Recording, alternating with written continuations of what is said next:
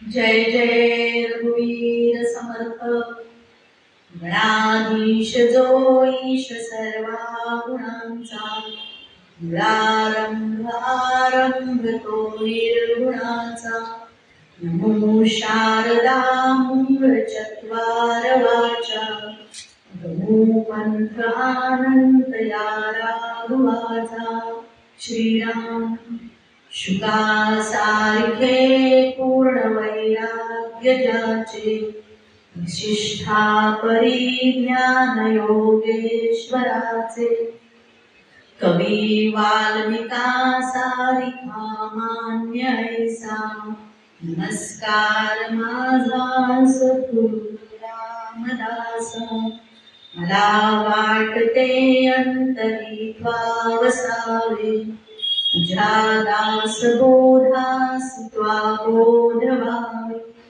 अपत्या परी पाववी प्रेम ग्रासा महाराज या सद्गुरु रामदासा श्रोता श्रीराम समर्थ जय जय रघुवीर समर्थ। उपस्थित सर्व श्रोत्यांच्या हृदयस्थ परमेश्वराला आत्मा नमस्ते। खूप दिवसांनी आपण आलेली आहे मी, काही माझ्या पर्सनल कारणामुळे मी येऊ शकते नाही, त्यामुळे बरीच गॅप पडलेली आपल्या ह्या निरूपणामध्ये। आणि मध्ये नवरात्रीमध्ये आपण मैत्रीचा एक भाग घेतला होता, त्यामुळे आपल्या जुना दासबोध हा जो समर्थांचा दासबोधाचा पहिली आवृत्ती म्हणूया किंवा दासबोध आत्ताचा जो दासबोध आहे त्याला आपण नवीन दासबोध म्हणतो की जो 200 समासांचा आहे, म्हणजे 20 दशकांचा, की जो आपल्या पाहण्यात आहे सगळेजण, म्हणजे बेलसरेंनी लिहिलेलं जे अर्थ आहे तो दासबोध जो आहे तो आपण समजुतीसाठी म्हणूया नवीन दासबोध।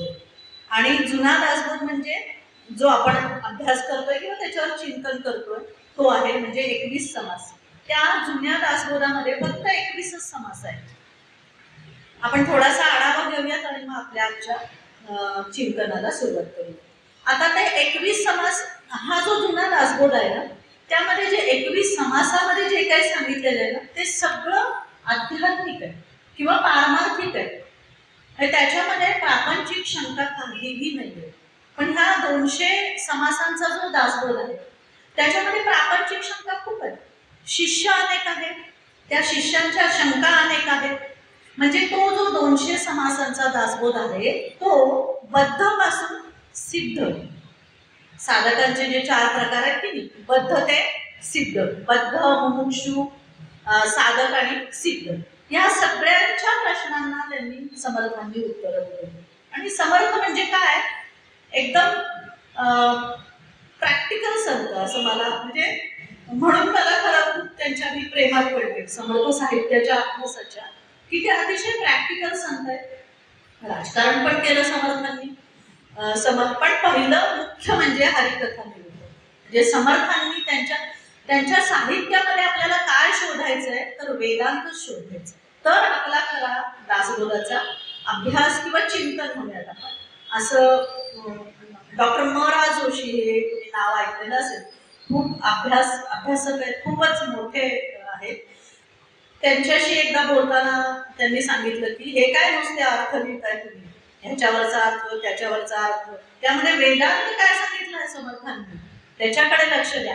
असा हा दासबोध आहे 21 समासी, म्हणजे त्याच्यामध्ये पूर्ण वेदांत सांगितलेला आहे।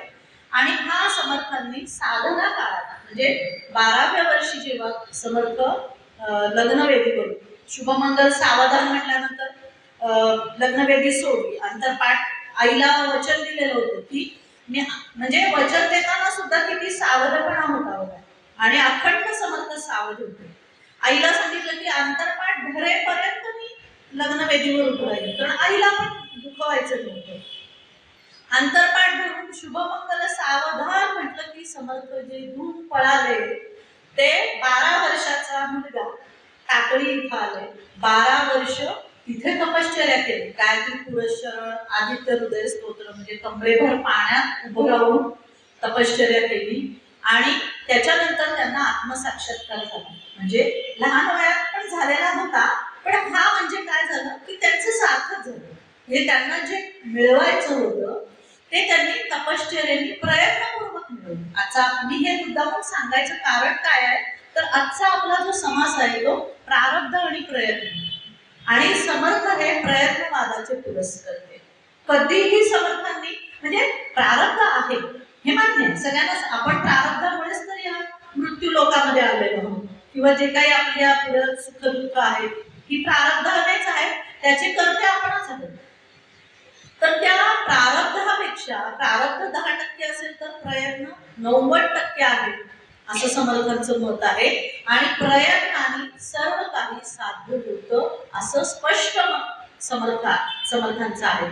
आणि या जुन्या दासबोधामध्ये समर्थ शिष्याला म्हणजे नरदेह प्राप्त झालाय, त्या नरसे नारायण हा जो प्रवास आहे या प्रवासामध्ये असलेले सगळे धोके सांगतात किंवा निसरड्या वाटा सांगतात या 21 समासीमध्ये, की कुठे तू घसरणार आहेस. आपण खूप पाहिलेले विवेक वैराग्य वगैरे 10 समास आपण पाहिलेले आहेत. आजचा समास आहे तो 21 मधला 11वा समास आहे.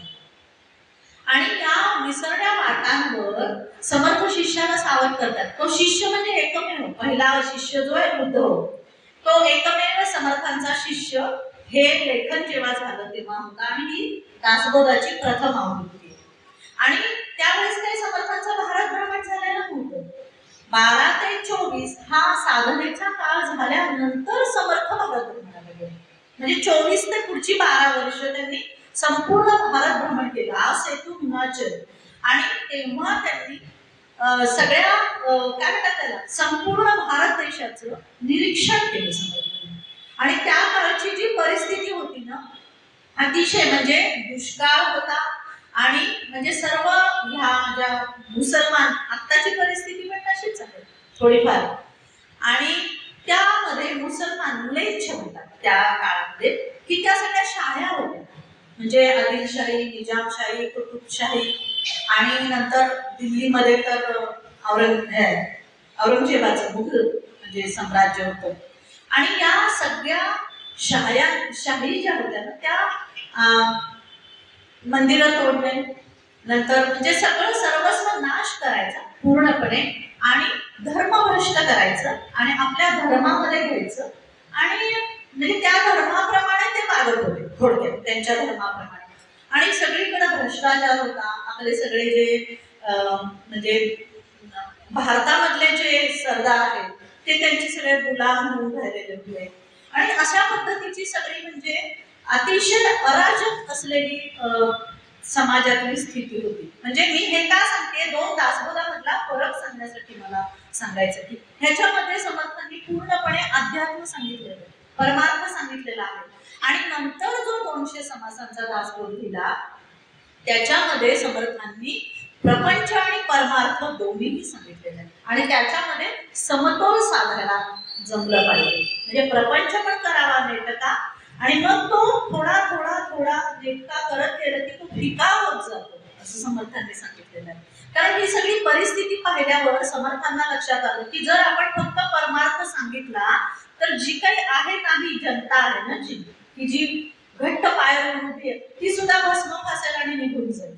त्यामुळे आणि मग बलाची उपासना केली समर्थांनी, कारण बल पाहिजे ह्या झुंडशाहीच्या विरुद्ध जर लढायचं असेल तर बल पाहिजे, म्हणून मारुतीची उपासना केली.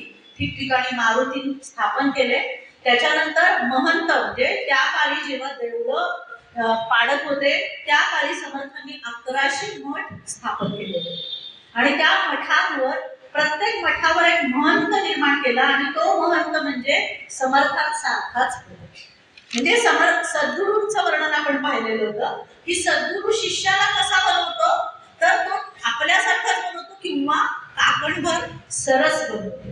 तोच खरा सद्गुरू असतो. आता बघा ना, शिष्य थोडासा मोठा व्हायला लागला की गुरु म्हणायचं त्यांना, की त्यांना असं पोटात त्रास व्हायला लागतो की अरे हा माझ्याकडे शिकला आणि हा एवढा मोठा झाला. पण सद्गुरू कधीच नाही. परिसाचं उदाहरण आपण जेव्हा सद्गुरूंचा समास पाहिला, सद्गुरू लक्षण काय त्याच्यामध्ये पाहिलं की परीस आहे तर परीस लोखंडाला लावला की लोखंडाचं सोनं होतं. पण ते लोखंड जे सोनं झालेलं आहे ते परत दुसऱ्या लोखंडाला लावलं तर नाही होत, त्या दुसऱ्या लोखंडाचं सोनं. पण सद्गुरू कसा असतो, सद्गुरू शिष्याला सद्गुरू रूप करतो आणि तो शिष्य आहे तो सुद्धा अनेकांना सद्गुरू रूप करतो. हा फरक आहे, आपण तेव्हा पाहिलेला आहे. तर त्या पद्धतीचा भारत भ्रमणामधला सगळा आढावा घेतला. निरीक्षण शक्ती, समर्थ म्हणजे काय, परमात्मा स्वरूप, आणि समर्थांचे सद्गुरू म्हणजे प्रत्यक्ष रामनाम, म्हणजे मनुष्य रूपी सद्गुरू नव्हते समर्थांचे, प्रत्यक्ष भगवंत समर्थांचे सद्गुरू होते. त्यामुळे जो 200 समासांचा दासबोध आहे ना, त्याचं जे लेखन आहे किंवा त्याच्यामध्ये विचारात घेतलेले प्रश्न आहेत, शिष्याने विचारलेले प्रश्न आहेत, हे प्रापंचिक स्तरावरचे आहेत. पण ह्याच्यामध्ये समर्थांची तळमळ आहे की माझा शिष्य हा माझ्यासारखाच व्हायला पाहिजे, काकणभर माझ्यापेक्षा सरसच व्हायला पाहिजे. म्हणून हा 21 समासी दासबोध लिहिलेला आहे. त्यातला आपण आज प्रारब्ध आणि प्रयत्न हा 11वा जो समास आहे तो पाहणार आहोत. म्हणजे या जुन्या दासबोधामध्ये काय आहे तर प्रचंड, म्हणजे नवा दासबोध आपण समजण्यासाठी घेऊया, त्याच्यामध्ये पण शिष्यांचा उद्धार व्हावा हीच तळमळ आहे. भक्ती मार्ग सांगितलेला आहे, त्याच्यामध्ये अनेक अभ्यास म्हणजे लिखाण वगैरे अनेक गोष्टी आहेत. लिखाण कसं करावं, कारखाना कसा बांधावा, सगळ्या गोष्टी आहेत. म्हणजे प्रपंचातल्या व्यवहारातल्या गोष्टींचा पण त्याच्यामध्ये उल्लेख आहे. पण ह्याच्यामध्ये पूर्णपणे अध्यात्म आहे, पूर्णपणे परमार्थ आहे. परमार्थ म्हणजे काय आणि प्रपंच म्हणजे काय हे आपण थोडक्यात आधी समजून घेऊयात. प्रपंच म्हणजे काय आहे की ही जी माया आहे, पाचांचा म्हणजे पंचविषय, पंचमहाभूत, हा जो पाचांचा विषय म्हणजे मायेचं जे आहे ते सगळं जे कर्म किंवा कृत्य जे आहे त्याला आपण प्रपंच म्हणायचं. आणि परमार्थ म्हणजे काय आहे की ज्याच्या आधारावर हे जग दिसतंय त्याची प्राप्ती करायची.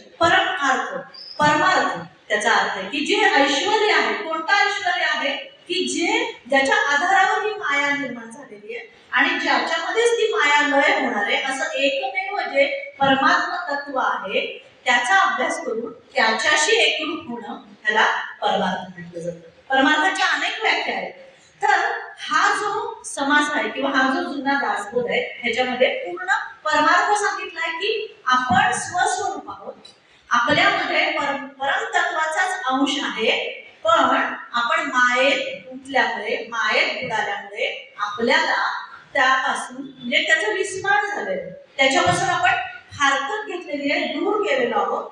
तर त्याच्यामुळे ती फारकत, ही गॅप दूर करून पुन्हा आपण आपल्या स्वस्वरूपापाशी कशा पद्धतीने यायला पाहिजे आणि यातले जे अडथळे आहेत त्या अडथळ्यावर मात कशी करायची ह्याचं मार्गदर्शन या जुन्या दासबोधात केलेलं आहे. म्हणजे काय तर समर्थांनी खूप समास यामध्ये सांगितले, 10 आपण पाहिलेले आहेत. त्याच्यामध्ये सद्गुरु लक्षण सांगितली, सत्शिष्य लक्षण सांगितली, ढोंगी गुरु सांगितले कसे असतात, लबाड गुरु कसे असतात सांगितलं, विवेक सांगितलंय, वैराग्य सांगितलंय. हे सगळे गुण काय, हे सगळे दैवी संपत्ती आहे. गीतेमध्ये जी सांगितलेली आहे की दैवी आणि असुरी संपत्ती, ही सगळी दैवी संपत्ती आणि ती शिष्याने कशी अंगीकारावी ह्याचं मार्गदर्शन या जुन्या दासबोधात आहे. आणि मग कधी कधी समर्थांनी म्हणजे शिष्य ऐकतच नाहीये, तर सद्गुरू म्हणजे समर्थ आहे आणि त्यांचे शिष्य म्हणजे आपण सगळे. उद्धव जरी समोर असला तरी आपल्यासारखे जे आपण आज ऐकतो आहोत, वाचन करत आहोत, चिंतन करत आहोत, हे सगळे आपण त्यांचे शिष्य आहोत, आपण बद्धच आहोत. आपल्याला समर्थ काय सांगतायत हे आपल्याला समजायलाच आपल्याला वेळ लागणार आहे. त्यामुळे कधी कधी समर्थ म्हणजे आईच्या स्वरूपात, ते कधी कधी मायेने, गोंजाळून, कधी कधी रागाने, कधी कधी कठोरपणाने समजावतात की तू नीट ऐक, मी जे काय सांगतोय ते तू नीट ऐक, सर्वांगाचे कान करून ऐक, तर तुला तुझा स्वस्वरूपाचा जो प्रवास आहे, नरसे नारायण प्रवास आहे, हा साध्य होईल असं समर्थ सांगतात. आता प्रारब्ध आणि प्रयत्न ह्या समासामध्ये प्रारब्ध म्हणजे काय आपल्याला माहिती, संचित नंतर प्रारब्ध. संचित म्हणजे काय आहे की आपण जी काही कर्म केलेली आहे अतिशय सूक्ष्मामध्ये त्याचं पाप आहे का पुण्य आहे हे करतो. आपल्याला वाटलं आपण छान केलं म्हणजे ते पाप हे ते पुण्य असेल असं नाही. आपल्याला वाटलं आपण खूप छान वागलो, पण त्याच्यावरची भावना काय आहे ती भावना किती सूक्ष्म आहे याच्यावर ते प्लस आहे का मायनस आहे, बरोबर आहे. आता आपण जे जे काही कर्म करू, मनुष्य जन्माला आला की प्रत्येक कृती त्याची कर्म म्हणलं जातं. मग ती कृती जी केली जाते त्याला आपण कर्म म्हणतो. आणि मग त्या कर्माचं प्रत्येक कर्माला फळ आहेच, बरोबर आहे. आणि मग त्या कर्मफळाचा जेव्हा भोगण्यासाठी म्हणून म्हणजे ते कर्मफळ पक्व होतं आणि ते भोगायला जेव्हा आपल्याकडे येतं त्याला आपण म्हणतो प्रारब्ध. आपण हा शब्द अगदी इझी वापरतो, काही नाही माझ्या प्रारब्धातच असेल म्हणून आहे. पण त्यावेळेस आपण हे विसरतो की हे प्रारब्ध आपणच ठरवलेलं आहे, हे प्रारब्ध आपणच निर्माण केलेलं आहे. आपल्याला खूप खोलात नाही जायचं प्रारब्ध ह्या शब्दात, नाही तर आपला विषय भरकटत जाईल. आणि ह्याला म्हणतो आपण प्रारब्ध, म्हणजे जे काही संचित आपलं साठलेलं आहे त्यातून आपण ठरवलेलं आहे की आपण काय कर्म आपली जी आहे ती फेडायची, ह्याच्यासाठी आपण जन्म घेतलेला आहे. आणि त्यानुसार आपल्याकडे सुख, प्रारब्धामध्ये सुख पण आहे, प्रारब्धामध्ये दुःख पण आहे आणि ते आपल्याला भोगायचं आहे. आणि त्याप्रमाणे आपण आपलं हे जे जीवन आहे हे मार्गक्रमण करायचं, ह्याला आपण म्हणूया प्रारब्ध. मग प्रयत्न म्हणजे काय? तर प्रयत्न म्हणजे काय की हे जे प्रारब्ध मला प्राप्त झालेलं आहे हे मान्य, बरोबर आहे. पण ह्या प्रारब्धाच्या प्राप्तीची म्हणजे हे प्रारब्ध 10% असेल तर माझे प्रयत्न 90% पाहिजे. कसले प्रयत्न पाहिजे? माझं क्रियमाण 90%चं चांगलं पाहिजे. हे तर आपल्या हातात आहे की नाही. आपल्याला कर्म करण्याचं स्वातंत्र्य भगवंताने दिलेलं आहे, कोणत्याही प्राण्याला नाहीये. बाकी सगळ्या प्राण्यांची जी योनी आहे ती भोग योनी आहे, त्यांची सगळी कणे आडवे असतात, तुला पाठीचे कणे म्हणजे पोट आणि मेंदू एकाच रेषेत असतो. आपला मात्र उभा आहे, पोट आपलं खाली आहे आणि मेंदू आपला वर आहे. कशासाठी आहे? तर त्या पोटाचाच विचार नाही करायचा आहे आपल्याला, पोटाचा विचार पण करायचा आहे. म्हणजे शरीर आहे तर शरीराला जगण्यासाठी जे आवश्यक आहे तो विचार करायचा आहे, पण त्या पोटापासून आपल्याला वर जायचंय आणि आपल्या मेंदू पर्यंत यायचंय. बुद्धी दिलेली आहे ना आपल्याला. पण सर्व प्राणी जे आहेत त्यांना हे स्वातंत्र्य नाहीये कर्म करायचं, त्यांना निसर्गाने जे काही दिलेलं आहे त्याप्रमाणे त्यांना वागायचं, म्हणजे त्यांना वागावं लागतं. आपण असं म्हणतो का कोणत्या गाढवाने प्रवचन केलं इथं बसून? नाही, त्याला बुद्धीच नाहीये, कारण त्याला ते कळतच नाहीये. किंवा कोणत्या माकडाने प्रवचन केलं नाही म्हणा, किंवा कोणत्या माकडाने अभ्यास केलाय 21 समासीचा कधीतरी वाचला एखादा असेल. म्हणजे मी असं नाही म्हणत की चमत्कारासाठी जर काही केलं, म्हणजे तुम्ही म्हणाल की माऊलींनी रेड्याच्या तोंडी वेद वदवले, पण ती माऊलींची कृपा होती त्या रेड्याच्या तोंडी वेद वदवले. म्हणजे सद्गुरु कृपा असेल तर काही अशक्य, हे काहीही शक्य आहे. तेच समर्थ इथं सांगतात प्रयत्न, की तुम्ही प्रयत्न कशाचे करायचे? तर तुमचं नशीब बदलण्यासाठी तुम्ही प्रयत्न करायचे. काय प्रयत्न करायचे? तर तुम्ही म्हणजे पुण्य पर उपकार पापते परपीडा ह्याचा विचार करायचा आहे. म्हणजे काय करायचंय? विवेक. समर्थांचा अतिशय लाडका विवेक हा शब्द आहे. विवेक म्हणजे काय आहे? की तुमच्या समोर ज्या काही गोष्टी येतील त्यामधून योग्य काय आहे आणि अयोग्य काय आहे याची निवड करायची. मग आपण काय निवडतो? आपण प्रपंचच निवडतो. बघा ना, म्हणजे मी पण त्यात आहे बरं का, फक्त मी हा अभ्यास केला आहे म्हणून मला कळतं की अरे नाही, म्हणजे थोडंसं असं क्लिक होतं की अरे हे चुकतोय आपण. पण आपण अभ्यास केलेला असेल, संतवान सगळ्याच संतांनी हे सांगितलेलं आहे, संतवानने वाचलेलं असेल तर आपल्याला खुद्द क्लिक होतं बघा डोक्यात की नाही आपण असं नको होतं करायला, आणि आपण तिथून मागे येतो. हा प्रयत्न, बरोबर आहे. आणि प्रारब्ध काय आहे हे आहे, आपल्याला जे काही आपल्या समोर आलेलं आहे ते प्रारब्ध आहे. पण प्रयत्न काय करायचा आहे की या प्रारब्धामधून काय सार आहे आणि काय आसार आहे ह्याची निवड करायची आपल्याला, आणि फक्त सार स्वीकारायचं आहे आणि आसार टाकून द्यायचं. मग आपण काय करतो की मनुष्य म्हणजे आपणच प्रपंचामध्ये काय करतो? आपण प्रयत्न करतो पण चुकीच्या मार्गाने करतो. हा एक भाग असू शकतो. दुसरा भाग आहे की आपण काहीच प्रयत्न करत नाही. म्हणजे तिसरा एक भाग आहे की आपण संत वचनांचा गैरअर्थ घेतो. ठेविले अनंत तैसेची भाव चित्ती असू द्यावे समाधान. म्हणजे हे जे सांगितलेलं आहे ह्याच्यामध्ये खूप मोठा भाव आहे. पण आपण काय म्हणतो, ठेविले अनंत तैसेची नावे. त्याच्यावर आपण चिंतन करत नाही की ते कोणत्या परिस्थितीत सांगितलेलं आहे. ते सांगताना त्या संतांची परिस्थिती काय होती किंवा त्यांचा भाव काय होता हा विचार नाही करत. म्हणून म्हणतो ठेविले अनंत तैसेची नावे. किंवा आपण कधी कधी कुतर्क म्हणतात त्याला, समर्थ कुतर्क म्हणतात. किंवा कधी कधी आपण म्हणतो विदेही जनक, जनक राजाचं आपल्याला माहिती आहे ना, तर त्यांनी राज्य केलंय की. आपण कुतर्काचा खूप आधार घेतो प्रयत्न करताना. खूप आहे ह्या समासामध्ये समर्थांनी सगळं सांगितलेलं आहे. मला जेवढं तुमच्या पुढे मांडता येईल तेवढं मांडण्याचा मी प्रयत्न करणार आहे. आपण काय करतो, विदेही जनकाचा आधार घेतो. अरे तो तर राजा होता, ते तर सगळं राज्य उपभोगतोय तो, मग आम्ही उपभोगलो म्हणून काय झालं. अरे पण तो अलिप्तपणाने उपभोगत होता, तो कर्तव्य म्हणून ते राज्य करत होता.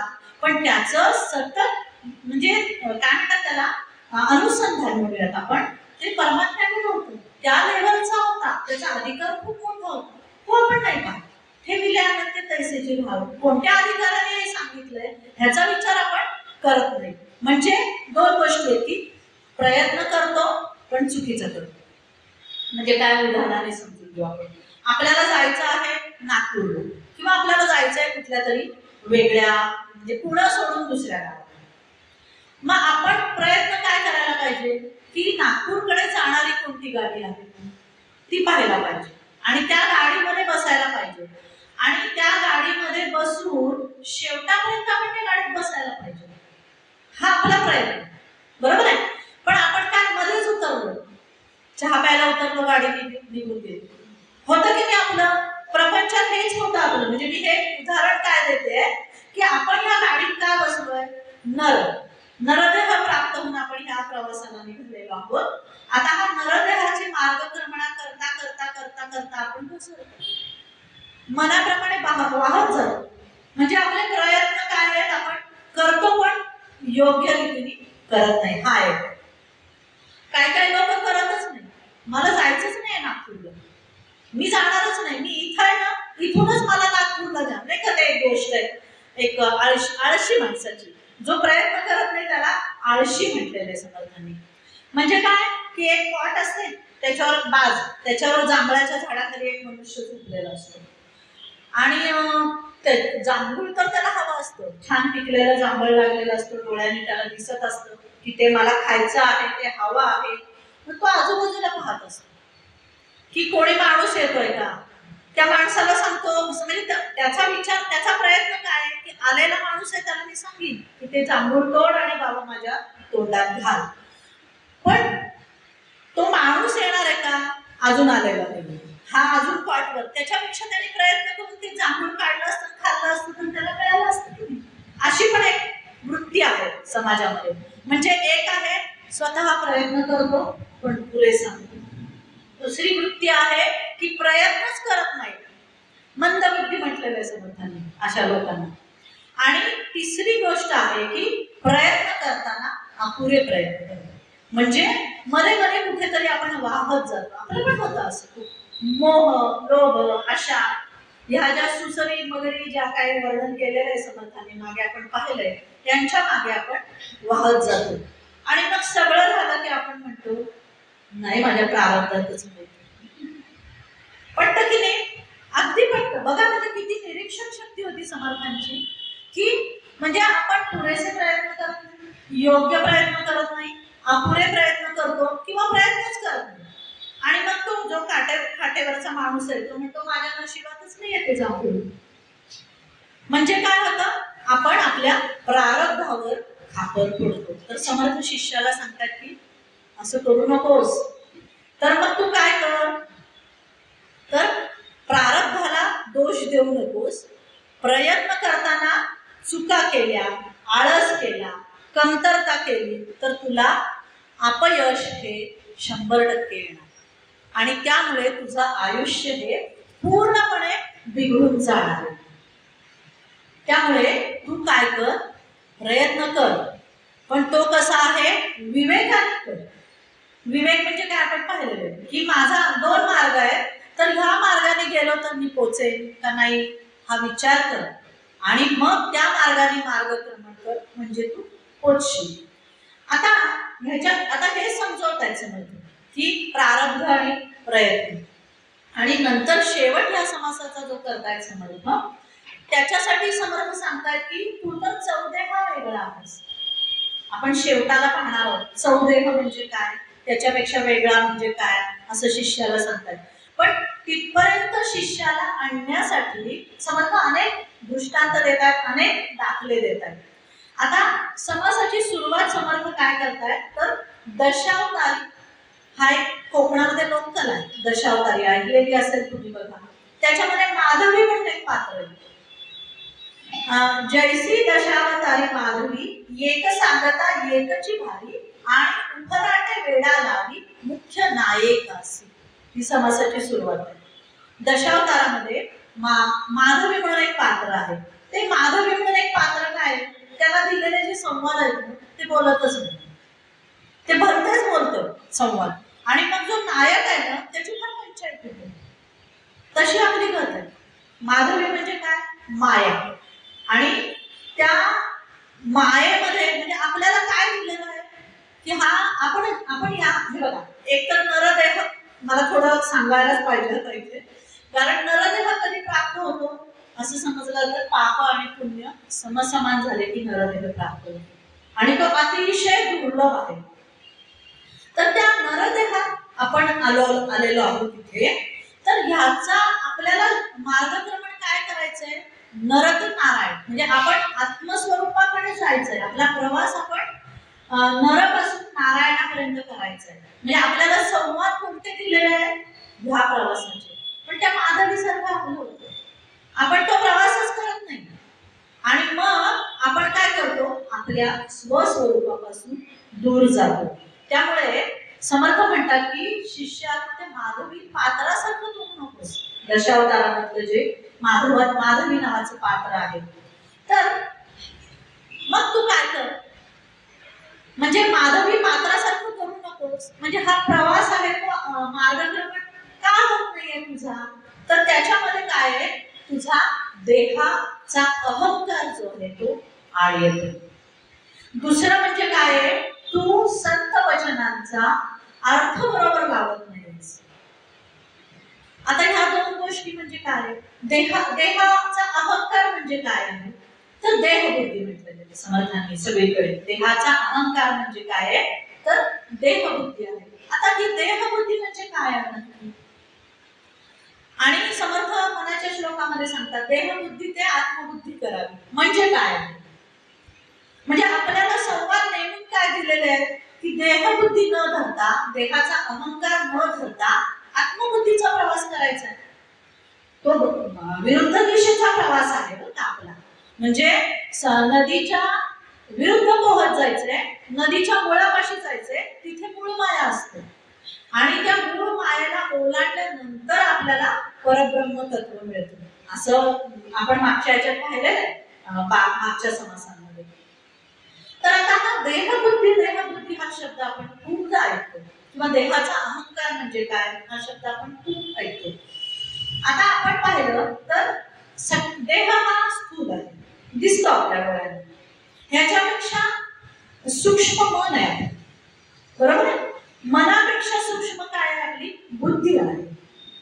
मन आणि बुद्धी ह्या एकाच नाण्याच्या दोन बाजू आहेत, आणि ह्या बुद्धीपेक्षा सुद्धा सूक्ष्म आत्मतत्व आहे, बरोबर आहे. आणि अहंकार जो आहे म्हणजे अंतःकरण पंचकामध्ये जो आहे तो अहंकार खरं कशाला धरायला पाहिजे, आपल्याला अहंकार असायला पाहिजे मी. पण मी म्हणजे कोण आहे, तर मी म्हणजे आत्मा आहे, हा अहंकार असायला. अहंकार म्हणजे मी पण जो आहे की मी कोण आहे, तर मी म्हणजे आत्मा आहे. पण मन आणि बुद्धी या एकाच नाण्याच्या दोन बाजू असल्यामुळे बाह्य बाजू आहे त्याला मनस म्हटलं जातं, आणि त्याची आतली बाजू आहे त्याला बुद्धी म्हटलं जातं. मग जेव्हा आपल्या या अवयवांकडून इंद्रियांकडून जी काही माहिती मिळते ती बुद्धीकडे पाठवली जाते मनाच्या द्वारे, आणि मग बुद्धी निर्णय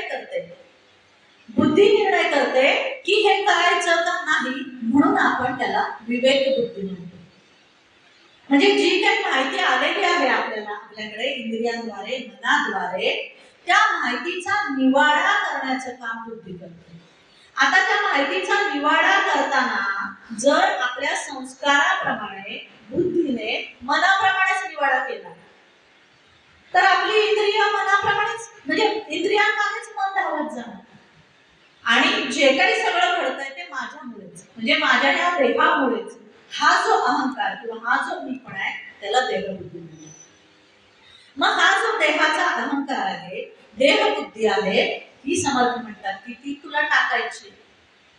हे माधवी किंवा हे दशावतारामधलं पात्र काय आहे त्याला संवाद काय घेऊन दिलेले ते तो करतच नाही. तो मनाचे संवाद घालतो.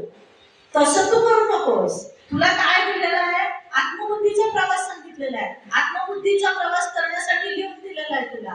पण तू काय करतोयस सगळं विसरून जातोय आणि मग नायकाची पंचायत करतोयस असं समर्थ सांगतात. आणि संत वचनांचा चुकीचा अर्थ आपण तो पाहिलेला आहे. त्यामुळे देहबुद्धीने काय मिळेल तुला तात्पुरतं सुख मिळेल. पण तात्पुरतं जे सुख आहे ना ते काही शाश्वत सुख मिळेल. कारण बघा ना एखादं सुख म्हणजे काय हो की जेव्हा आपल्या मनाला अनुकूल अशी परिस्थिती असते त्याला आपण सुख म्हणतो आणि जेव्हा आपल्या मनाच्या विरुद्ध परिस्थिती असते तेव्हा आपण म्हणतो दुःख. आणि आपल्या मनाला कायमच अनुकूल परिस्थिती असावी लागते. आपण म्हणतो की सगळं आपल्याला मिळवायचं असतं आपल्या सुखासाठी म्हणजे सगळी परिस्थिती आपल्याला अनुकूलच असावं आपल्याला असं मन म्हणत असतं. पण प्रत्येक वेळेस ती शक्य नसते कारण तसे आपले प्रयत्न नसतात. त्यामुळे आपल्याला आता समजा उदाहरणार्थ की मला आज काय फ्लॅट घ्यायचा आहे 1 BHK मी फ्लॅट घेतला. मी प्रयत्न केले 1 BHK फ्लॅट घेण्यासाठी परत प्रपंचातलेच प्रयत्न मी हा प्रारब्ध प्रयत्न समाज काय आहे तो सांगण्याचा म्हणजे थोडासा विचार केलाय तो तुमच्यापुढे मांडतो की आपण आता 1 BHK फ्लॅट घेतला मरलो रात्रपाळी केली बोनस काय जे काही आहे अन्य मार्ग आहेत ते पैसे साठवले आणि आपण एक 1 BHKचा फ्लॅट घेतला. वा त्या दिवशी समाधान वाटलं सुख वाटलं की बापरे आपल्याला जे हवं होतं ते मिळालं झालं. कारण मनाप्रमाणे अनुकूल परिस्थिती घडली. थोडे दिवस जातात आपल्याला वाटायला लागतं नाही आपल्याला पुरत नाही हा 1 BHKचा फ्लॅट आपल्याला आता 2 BHK म्हणजे ते सुख किती दिवस टिकलं मे बी 1 वर्ष असेल 2 वर्ष काही जणांचं महिनाभरातच बदलतं. मग त्याच्यानंतर काय होतं परत 2 BHK फ्लॅट साठी म्हणजे हा जो आपला देह आहे हा आपण पिदळतोय कशासाठी तर ह्या नाशवंत किंवा मायारूपी जगामध्ये सुख मिळवण्यासाठी. मग परत 2 BHK समाधान वाटलं नको 3 BHK आता तर काय 4 BHK 5 BHK काय वाटेल ते आणि त्याच्यासाठी मात्र आपण प्रचंड प्रयत्न करतो प्रचंड प्रयत्न. मग सकाळी नाही 9ला जाणार ते रात्री 11 वाजता येणार 12 वाजता येणार काय खाणार नाही पिणार नाही जे काम येईल ते करणार किती प्रयत्न करतो आपण. ते समर्थ शिष्याला सांगताय की हे सगळे तुझे प्रयत्न जे करतोयस म्हणजे प्रपंच जो आहे ना हा प्रारब्धाच्या काय अंकित आहे प्रारब्धाच्या अधीन आहे आणि सगळे मनुष्याचे जीवाचे प्रयत्न जे आहेत ते प्रपंचासाठी आहेत. पण परमार्थासाठी काही प्रयत्न नाही. आता जे आपण पाहिलं ना की माधवी पात्र आहे त्याचा अर्थ एक पाहिला तर माधवी हे पात्र म्हणजे माया आहे. त्याचा जर अर्थ आपण घेतला ना तर ती त्रिगुणी माया आहे आणि त्या मायेमध्ये जीव गुंततो. आपण पाहिलं आता एक 1 BHK 2 BHK 3 BHK 4 BHK bungalow काय थांबतच नाहीत आपल्या मनाच्या काय आनंदाच्या कल्पना थांबतच नाही आपल्याला अनुकूल व्हाव्या अशा कल्पना. आणि मग त्या त्रिगुणात्मक माया जी आहे त्या मायेमध्ये जेव्हा तो जीव धावत जातो हे शिष्या तू जो धावत जातोस ना तू धावतोय म्हणजे काय आहे तुझ्या स्वस्वरूपापासून तू दूर पडतोस. म्हणजे ही दशावतारी माधवी जे पात्र आहे ते समर्थाने दृष्टांत का दिलेला आहे तर ते पात्र उगाच नाही दृष्टांत दिलेला आहे. त्याचं खरं त्या पात्राचं काय हे संवाद म्हणायचे त्याला दिलेले आहे. पण ते संवाद न म्हणता तो भलते संवाद म्हणतो तसं तुझी गत झालेली आहे की तू तुझ्या मनाला अनुकूल परिस्थिती प्रपंचात त्याच्या मागे तुला कसं दिलेलं आहे की तुला अनुकूल परिस्थिती, तुला शाश्वत सुखाचे संवाद लिहून दिलेले आहेत, त्याच्यासाठी तुला प्रयत्न करायचे संवाद लिहून दिलेले आहेत. पण तू संवाद कोणते बोलतोयस? 1 BHK flat, 2 BHK flat, 3 BHK flat, म्हणजे प्रपंचातले जे तुझ्या मनाला अनुकूल आहेत असे संवाद तू बोलतोयस. तसं करू नकोस, कारण त्याच्यामध्ये संपूर्ण तुझं आयुष्य बिघडून जाणार आहे. आयुष्य बिघडून जाणार आहे म्हणजे काय? या नरदेहाचं सार्थ होणार नाही. पुढचं आयुष्य नरदेहास प्राप्त होणार आहे किती माहिती नाही. पाप पुण्य समसमान झालं तर नरदेह मिळणार आहे.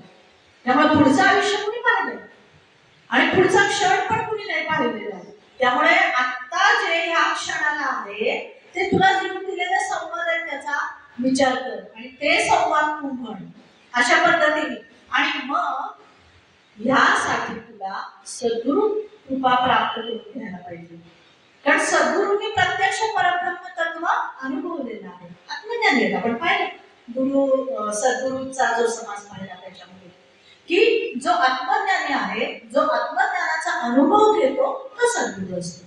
आणि मग या सद्गुरूंची कृपा प्राप्त करण्यासाठी तुझे संवाद आहेत ना त्याचा प्रयत्न कर, असं समर्थ सांगतात.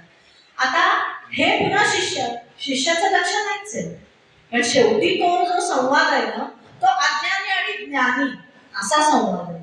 शिष्य म्हणजे आपण किती अज्ञानी आहोत बघा ना. आपल्याला जर उद्या सद्गुरू समर्थ इथे उभे राहिले आणि समजवायला लागले तरी आपण त्याचा काही म्हणजे उपयोग नाही करू घेणार. तशा पद्धतीने मग समर्थ काय सांगतात की सद्गुरू वचनांवर विश्वास ठेव, म्हणजे तू पथ्य पाळ. मग पथ्य कशी पाळायची?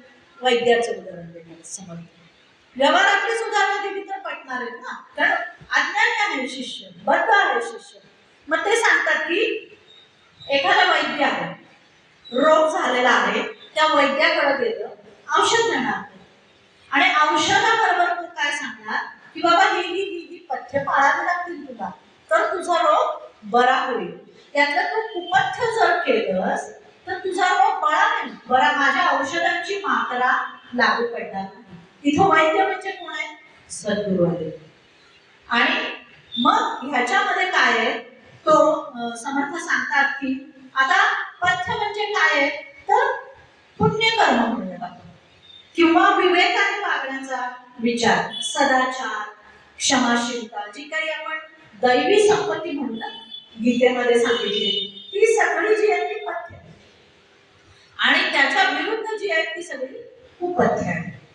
मग समर्थ काय सांगताय? अजून एक उदाहरण समर्थ देतात की कुळाकुळ म्हणजे लाकूड. कुळाकुळ म्हणजे लाकूड आहे. हा नरदेह म्हणजे लाकूड आहे, बरोबर आहे. म्हणजे वैद्याचं एक उदाहरण दिलेलं आहे, त्याच्यावर आपण म्हणजे तसंच ते उदाहरण देतच आपण पुढे जाणार आहोत. आणि कुळाकुळ म्हणजे लाकूड आहे की जे लाकूड आहे ना ते अयोग्य लाकूड असतं, त्याला कुळाकुळ म्हटलं जातं. आणि त्या लाकडाचा काहीही उपयोग होत नाही, म्हणजे त्यापासून ना फर्निचर बनत, जाळायला पण त्याचा उपयोग होत नाही, असं ते कुळाकुळ आहे. मग हा तुझा नरदेह आहे, हा कुळाकुळ आहे का? नाही. तर तुला दिलेला जो मार्ग आहे तो सद्गुरूंनी जी पथ्य दिलेली आहे त्या पथ्यांना पालन करून सद्गुरूंनी जे औषध दिलेलं आहे, औषध म्हणजे काय? साधना दिलेली असेल किंवा उपासना दिलेली असेल किंवा सद्गुरूंचा नवविधा भक्ती मधली जी कुठली भक्ती असेल त्या मार्गाने तू मार्गक्रमण कर. ही माधवी या पात्राला दिलेली काय म्हणतात त्याला संवाद आहे. पण ते भलतच बोलतोय तसं तू करू नकोस. किंवा शेतकऱ्याचं पण एक उदाहरण समर्थांनी दिलं की शेतकरी काय करतो की म्हणजे खूप कुतर्कासाठी समर्थांनी ते शेतकऱ्याचं उदाहरण दिलेलं की शेतकरी काय करतो की आधी जमीन नांगरतो आणि जमीन नांगरताना त्यांनी ते कष्ट करणं प्रयत्न काय जमीन नांगरली पाहिजे, मग त्याच्यात बियाणे जे काही आहे ते पेरलं पाहिजे तरच ते शेत किंवा ते पीक व्यवस्थित येईल. पण जमीन नांगरताना जर तो म्हणाला नाही त्याच्यामध्ये हत्या होत नाही, संत सज्जनांनी सांगितलंय माझ्या नांगराखाली किडा मुंगी सर्प काय जे येईल नांगरताना त्याची हत्या होईल म्हणून मी नांगरणार नाही, तर काही उपयोग नाही. असं शेतकरी म्हणजे किती म्हणजे मला हे म्हणायचं आहे की शिष्यावर कृपा किती आहे की हाताला धरून समर्थ शिकवताय की अरे बाबा त्या शेतकऱ्यांनी संतांनी सांगितलेलं आहे परपीडा हत्या पाप आहे. अरे पण त्या शेतकऱ्याचं कामच आहे ते की ते शेत नांगरून, कारण त्याला ते संवाद दिलेले आहे की तू शेत नांगरलं पाहिजे, त्यात बी बियाणं पेरलं पाहिजे, त्याची योग्य ती काळजी घेतली पाहिजे, तर तुझ्या हाताला योग्य ते पीक लागणार आहे. त्याचं संरक्षण करायला पाहिजे जेव्हा पीक येईल तेव्हा पशु पक्षी पाखरांपासून. हे सगळं करणं हे तुझे प्रयत्न आहे, हा हे तुझ्या हातात आहे. पण तू काय म्हणतो हत्या होईल पाप होईल म्हणून तू हे प्रयत्नच करत नाही. आणि मग माझ्या प्रारब्धातच पीक नव्हतं असं तू करू नकोस. अशा पद्धतीने समर्थांनी ह्या 3 उदाहरणातून प्रयत्न आणि प्रारब्ध काय आहे हे शिष्याला समजावून दिलेलं आहे. आता समर्थ सांगतात की वैद्य भेटला म्हणजे ठीक आहे, सद्गुरू भेटले, सद्गुरूंनी त्यांचं काय साधना आहे ते सगळं सांगितलं. पण ही माया जी आहे ना, माया म्हणजे समर्थांनी एक ओवी लिहिलेली आहे, त्याच्यामध्ये ते सांगतात माया आणि नातलग मध्ये येतात आणि ते सांगतात थोडस खा, डायबेटीस आहे खा थोडं, आज एक दिवस खाल्ला तर काय होतं. असं आपण म्हणजे आपण पण म्हणतो आपल्या घरी होते ना, एकदा उपथ्य आहे आपल्याला सांगितलेलं असतं डॉक्टरने अजिबात साखर द्यायची नाही, जे काही अन्न खाऊन त्याच्यातून साखर निर्माण होते. पण आपण म्हणतो नाही, आई म्हणते नाही रे बाबा अरे थोडस खा, मग आईने सांगितलं म्हणून मी उपथ्य केलं. माय म्हणजे पुन्हा समर्थ सांगतात की ही माया आहे, ती तुम्हाला सारखी म्हणजे वैद्य भेटलेला आहे, वैद्याने योग्य तो उपचार केलेला आहे, योग्य ते औषध दिलेलं आहे, पथ्य सांगितलेली आहे, त्या मार्गावरून तू चालतोस शिष्याला सांगताय. पण मध्येच एखादी माय माऊली येते, मध्येच एखादे नातलग येतात आणि ते म्हणतात एवढंच घे रे बाबा, मोह दाखवतात, बरोबर आहे की नाही, काहीतरी वासना दाखवतात, लोभ दाखवतात.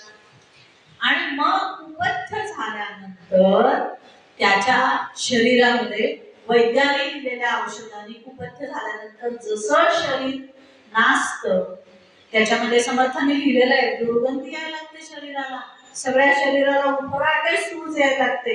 उफराटे सूज म्हणजे काय हे आपण पाहणार आहोत. म्हणजे समर्थ काय सांगताय की पथ्य म्हणजे आपली जी बहिर्गामी वृत्ती आहे ना ती अंतर्गामी करायची, हे पथ्य आहे आणि इंद्रियांवर ताबा मिळवायचा. पण जेव्हा कुपथ्य म्हणजे काय आहे की इंद्रिया मात्र बाह्य विषयांकडेच धावत जातात. मग काय अनेक रोगांचा आजार आपला देह होतो, अनेक रोग आपल्या देहामध्ये येतात, कारण आपल्याला औषध घ्यायचं असतं पण कुपथ्यांसहित पथ्यांसहित. कोणतंही औषध जर पथ्यासहित घेतलं आणि श्रद्धेने घेतलं तरच त्याची मात्रा लागू पडते. एखादा रोगी म्हणत असतो की नाही बाबा मला श्रद्धा नाही, माझं काही असं असतं की नाही, कोणी सांगतं की होमिओपॅथीकडे जा, कोणी सांगतं ॲलोपॅथीकडे जा, पण त्या रोग्याचा त्या पॅथीवर विश्वास असेल तर त्या औषधाने गुण येतो. मग समर्थ काय सांगतात की जो कुपथ्य आहे त्याला समर्थ म्हणतात मंदबुद्धी. आणि हा मंदबुद्धी काय करतो किंवा त्याची अवस्था कशी होती तर तो संत रचनांचा सोयीने आधार देतो आणि मग त्याला भवरोग चढतो. आणि भवरोग चढल्यावर काय होतं त्याच्या अंगावर उभराटी सूज येते. म्हणजे भवरोग हा आपल्या परमार्थातला आहे, पण उपथ्य केल्यामुळे ज्या शरीरामध्ये रोग होतात, आता मधुमेह घेतलं तर काय होतं शेवटी सगळं शरीर नासतं, सगळ्या अवयवांवर त्याचा परिणाम होतो. म्हणून समर्थ एकदा म्हणतात की उभराटी सूज येते. आता उभराटी सूज आणि मग त्यातून दुर्गंधी येते आणि मग जेव्हा ज्यांनी आपल्याला कुपथ्य करायला लावलेलं आहे माय नातलं हे आपल्यापासून दूर जातात, ते म्हणतात नको रे बाबा तुझ्या शरीराला दुर्गंधी येते. मग ह्याचा काय उपयोग आहे? सद्गुरूंनी किंवा त्या वैद्याने तुला औषध दिलेलं आहे, त्या औषधाला तुला पथ्य सांगितलेले आहे, ती पथ्य तू कशासाठी मोडतो? नातलग आणि मायेसाठी म्हणजे आईसाठी, बरोबर. माय म्हणजे माया आणि त्या मायेच्या ओघात बहिर्गामी इंद्रिय केल्यामुळे तुला कुपथ्य होतात आणि त्या उपथ्यामुळे लवघराची सूज येते, तुझ्या अंगातून दुर्गंध येते आणि मग ज्यांनी तुला उपथ्य करण्यास भाग पडले तुला सोडून जातात. मग काय करशील तू? तुझ्या नरदेहाचं तू नाश केलेला आहे. आता ही उभराटी सूज म्हणजे काय आहे? ही बहिर्गामी वृत्ती आहे की जी अधोगतीला नेते. सूज म्हणजे अहंकार, म्हणजे जसं माय म्हणजे माया आहे तसं समर्थ एकदा सांगतात की ही सूज म्हणजे काय आहे? अहंकार आहे. आणि उभराटी का म्हटलेलं आहे? आपण म्हणतो की नाही उलटी सूज वाईट, बघा जनरली आपण म्हणतो बघा की उलटी सूज, पायाला सूज यायला लागली ती वाईट असते. मग ह्याचा अर्थ काय आहे की स्वस्वरूपापासून हे शिष्य तू दूर चाललेला आहेस, म्हणून समर्थ इथं उभराटी सूज हा शब्द प्रयोग करतायत. आणि मग काय झालेलं आहे, जसं वैद्यांच्या मुळे कुपथ्य झाल्यामुळे शरीर क्षीण झालेलं आहे, तसं सद्गुरूंच्या ज्या उपासना आहेत, साधना आहेत, सद्गुरूंनी केलेलं जे मार्गदर्शन आहे त्याच्याकडे तू दुर्लक्ष केल्यामुळे तू प्रपंचात सुद्धा परत अडकलेला आहेस, प्रपंचाच्या मोहात अडकलेला आहे. आणि तुझा मुख्य म्हणजे क्रोध जागृत झाला. आता क्रोध जेव्हा जागृत होतो ना तेव्हा काय होतं? क्रोध कधी जागृत होतो? मनासारखी गोष्ट भेटली नाही की क्रोध म्हणजे राग, राग येतो आपल्याला. आता ती गोष्ट मनासारखी घडली तर आपल्याला मोह निर्माण होतो. अरे एक मिळालं दुसरी मिळून, एक हिरा आहे आपल्याकडे, तर आपल्याला काय वाटतं? वा मिळाला आपल्याला, मस्त आनंद झाला. परत काय वाटतं? एक आहे दोन असायला पाहिजे माझ्याकडे. लोभ निर्माण होतो, मोह निर्माण होतो, मत्सर निर्माण होतो, सगळे षडरिपू होतात की माझ्याकडे जसा हिरा आहे असा कुणाकडेच नको, कुणाकडे नसलाच पाहिजे असा एक मत्सर निर्माण होतो. म्हणजे हे सगळे काय षडरिपू आहेत. आणि हे षडरिपू जे आहेत ना हे साधनेपासून तुला दूर नेणारे आहेत, त्यामुळे त्यांचा तू त्याग कर. आणि समर्थांनी सांगितलेलं आहे की हे कलियुग आहे. आता आपलं जे चालू आहे हे सुद्धा कलियुग आहे. आणि हा कलियुगाचं अतिशय उत्कृष्ट वर्णन समर्थांनी त्या ओव्यांमध्ये केलेलं आहे. म्हणजे कलियुगामध्ये आत्मबोधाची चेष्टा होणार आहे, धर्म समाज व्यवस्था ढासळणार आहे, वर्ण संकर होणार आहे, ज्ञानाच्या क्षेत्रात सुद्धा अपवित्रता आहे, सद्गुरूंवरची निष्ठा शांती क्षमा नष्ट होणार आहे. त्याच्यानंतर अहंकार जो आहे म्हणजे मीपणाचा अहंकार हा मात्र उफाळून येणार. अप्रतिम वर्णन या ओव्यांमध्ये केलेलं आहे. स्वधर्म लोप पावलेला आहे. स्वधर्म म्हणजे काय? आपल्याला जी जी कर्म आहेत आपल्या वाटेला आलेली ती अतिशय प्रामाणिकपणाने करणे. आता बघा ना हल्ली वृद्धाश्रम किती वाढलेले, पूर्वी नव्हते एवढे वृद्धाश्रम. स्वधर्म आहे ना आपल्या आई वडिलांची सेवा करणं. त्यांनी जी सेवा केली, त्यांनी आपल्याला जन्म देण्यापासून इथपर्यंत मोठं केलेलं आहे, त्यांचं कर्तव्य पालन त्यांनी उत्कृष्टपणे केलेलं आहे. पण आपण काय करतो? त्यांना आपल्या सुखासाठी वृद्धाश्रमात ठेवतो. त्यामुळं समर्थ सांगतात की स्वधर्म जो आहे हा लोप पावलेला आहे. शांती क्षमा नष्ट झालेली. आताची सगळी बघा वैश्विक परिस्थिती जर पाहिलेली असेल तर अतिशय अराजकता सगळीकडे माजलेली. रोज वेगळ्या वेगळ्या बातम्या आपल्याला येतात. नंतर विवेक आणि वैराग्य नष्ट झालेलं आहे. वैराग्य काय? आपण वैराग्य निरूपणात पाहिलेलं आहे. म्हणजे फक्त भगवंत, त्याच्याकडेच काहीही दुसऱ्याची आसक्ती नाही, फक्त मला भगवंत हवा. स्वधर्म लोप पावलेला आहे. आणि इतका सगळा कलियुग माजवलेला जो गोंधळ आहे ना त्याच्यात समर्थ शिष्याला सांगतात की तू कसा राहायला पाहिजे? राजहंसासारखा राहायला पाहिजे. राजहंस काय करतो? दूध आणि पाणी एकत्र केलं तर तो फक्त त्यातलं दूध पितो आणि पाणी ठेवून देतो. म्हणजे काय येतो? विवेकाचा उपयोग करतो. आणि त्या राजहंसासारखा तू राहा, सदाचारी हो, नीतीने वाग, भक्तीने वाग. आणि समर्थ अजून एक सांगतात की कलियुगामध्ये शब्द पांडित्य बोलपायला, अतिरिक्त शब्द पांडित्य जो तो उत्कळतो. म्हणजे मी म्हणजे पंडित, मी म्हणजे मला सर्वज्ञ आहे, मला सगळं ज्ञान आहे असं म्हणतो.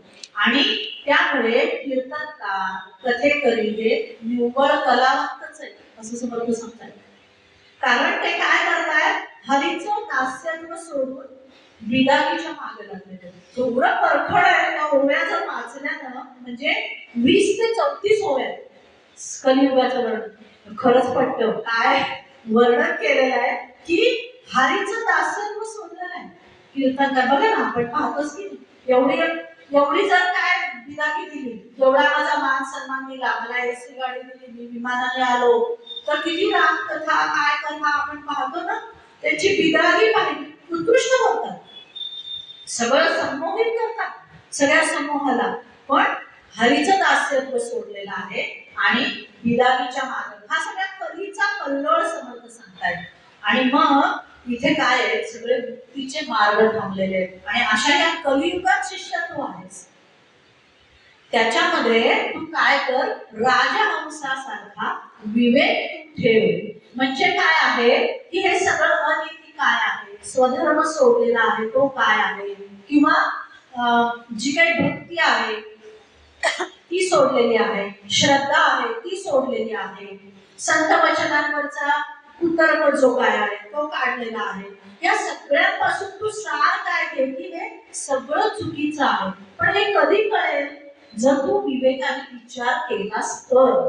आणि हे जेव्हा तुला कळेल तेव्हा तू खरा तुझ्या माधवीचे संवाद म्हणशील जे लिहून दिलेले आहेत असं, किंवा वैद्यांनी दिलेली पथ्य तू पाळशील, तर तू तुझ्या मार्ग स्वस्वरूपाच्या मार्गाकडे येशील. आणि मग ही जी तुझ्या आयुष्यात मायेची लुडबुड आहे ना ती थांबेल. मायेला तू भीकच घालणार नाहीस ना. शेवटी काय आहे बघा, आता समर्थांनी एक सांगितलेलं आहे याच्यामध्ये की परब्रह्म हे एकमेव होत आहे आणि त्याला कंटाळा आला आणि त्याने ठरवलं की मी अनेक होणार, एकापासून अनेक होणार. मग त्याने प्रयत्न काय केला, सत्य संकल्प केला, माया निर्माण केली. हा पहिला प्रयत्न आहे. म्हणून समर्थ सांगतात की परब्रह्माने सुद्धा प्रयत्नाने जर हे जग निर्माण केलेलं आहे, तर मनुष्याला काय होईल, योग्य दिशेने प्रयत्न केले तर आणि मुक्ती प्राप्त केली तर. अर्थात सद्गुरु कृपा महत्वाची आहे. आणि हा मी पहिल्यापासूनच सांगितलं की हा पारमार्थिक ग्रंथ असल्यामुळे समर्थांनी आपल्या शिष्याला उपदेश केलेला आहे. म्हणजे त्या शिष्यावर सद्गुरु कृपा आहेच आहे, आपल्यावर पण आहे. कारण आपण त्याचा थोडाफार तरी अभ्यास करतोय, चिंतन करतोय. आपण म्हणजे भाग्यवान म्हणायला पाहिजे की आपण इथं उपस्थित. आज पुण्याची लोकसंख्या किती आहे, त्यातले किती जण इथं, आपल्यावर पण कृपा आहे. हे बघा, त्या शिष्याला एवढी नसेल पण काहीतरी चार शब्द आपल्या कानावर पडतायत ना, ही नक्कीच सद्गुरूंची कृपा आहे. आणि मग ह्या मायेची गुडगुड तुझी थांबेल आणि माया निर्माण केली हा प्रयत्न पहिला, आणि त्या मायेला ओलांडून जाण्यापासून प्रयत्न, तरच परब्रह्माची प्राप्ती होणार आहे. मी खूप खोलात नाही जात त्याच्यात की मायापासून म्हणजे मायेचाच उपयोग करून आपल्याला परब्रह्म प्राप्ती करून घ्यायची. तर तुझा प्रयत्न काय व्हायला पाहिजे की ह्या मायेला ओलांडून जाण्यासाठीच तुझा प्रयत्न असायला पाहिजे.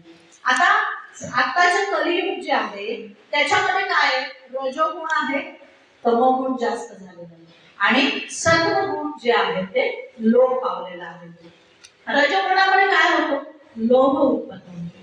तमोगुणामुळे काय होतो, मोह, आळस किंवा प्रमाद निर्माण होतो. आपण पाहिलं ना त्याचा आंघोळ पडेल की नाही, काही नाही, तमोगुणी माणूस आपल्याला ओळखतात माणसं. आणि प्रत्येक माणूस हा त्याच्या दिवसातल्या ह्याच्यामध्ये कधी रजोगुणी असतो, कधी तमोगुणी असतो, कधी सत्वगुणी असतो. ज्या गुणाचं प्राबल्य त्या क्षणी जास्त आहे त्या गुणाचा मनुष्य समजला जातो.